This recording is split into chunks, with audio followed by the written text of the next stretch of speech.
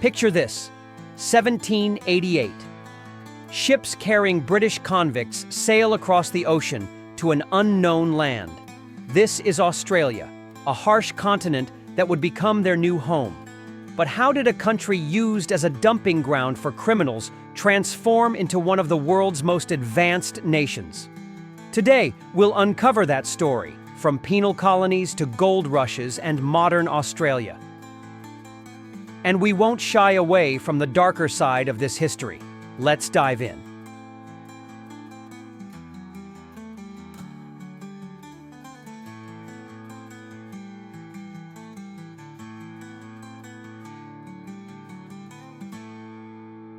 It all began in 1788, when 11 ships, known as the First Fleet, arrived at Sydney Cove. On board were over 1,000 people, most convicted of petty crimes like stealing bread. Why did Britain send them so far? Overcrowded prisons and the need to colonize new lands. Australia was the perfect solution.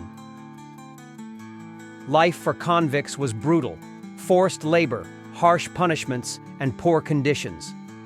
But some left a lasting mark. Take Francis Greenway, convicted of forgery, who became an architect designing Sydney's first buildings. Imagine a criminal shaping a city. By 1868, 162,000 convicts had been transported to Australia. Many stayed after their sentences, laying the foundation for a new society.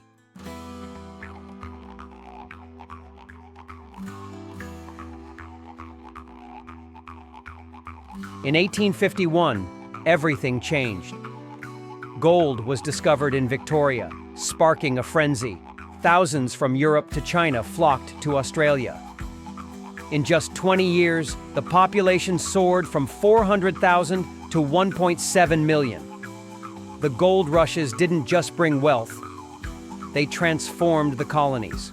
Roads, railways, and entire cities emerged. Melbourne became the continent's economic hub. But it wasn't all smooth. Miners demanded fairness, leading to the Eureka Rebellion in 1854.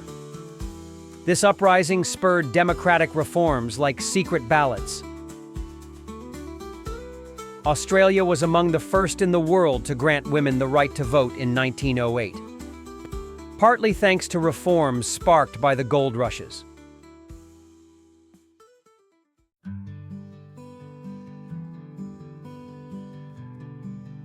By the late 19th century, Australia wasn't one country, but 6 separate colonies.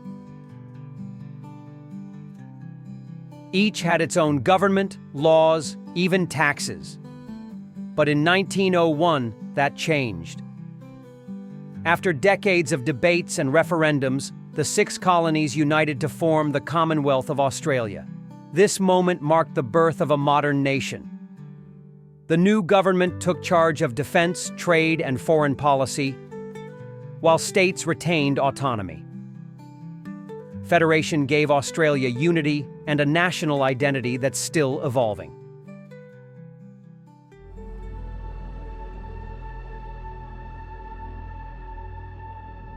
But Australia's story has a dark side. Colonization and the gold rushes displaced Indigenous Australians, Aboriginal and Torres Strait Islander peoples. Their lands were seized, cultures eroded, and many died from conflicts or disease.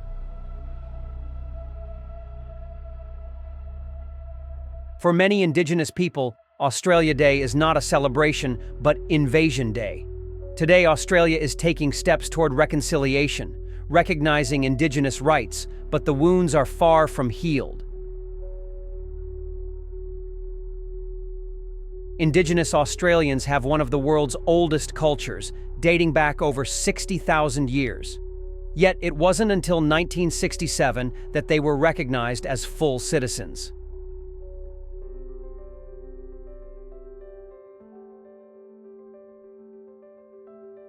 Today, Australia is a nation with a thriving economy, unique culture, and rich history.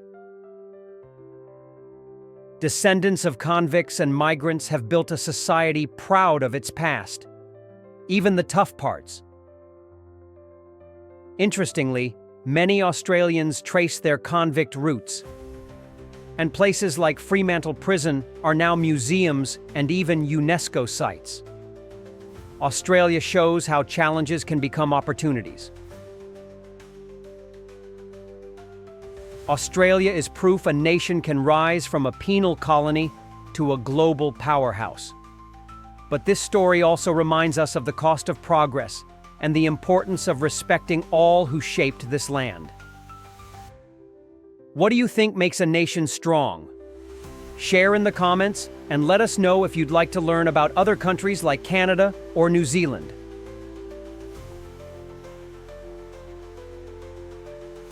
Subscribe, hit the like button, and see you in the next video.